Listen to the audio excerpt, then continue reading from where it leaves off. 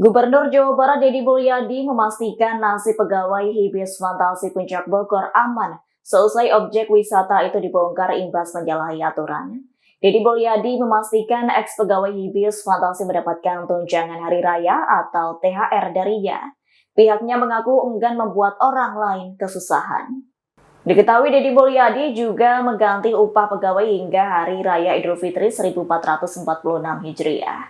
Bahkan Deddy Mulyadi akan memberikan pegawai pekerjaan baru, seperti merehabilitasi tadah di puncak dan menanam pohon. Sehingga Deddy Mulyadi juga akan memastikan para pegawai mendapatkan gaji setiap bulannya. Sebelumnya, pemerintah Provinsi Jabar bersama Kementerian Lingkungan Hidup melakukan penyegelan 4 tempat wisata di kawasan Puncak Bogor.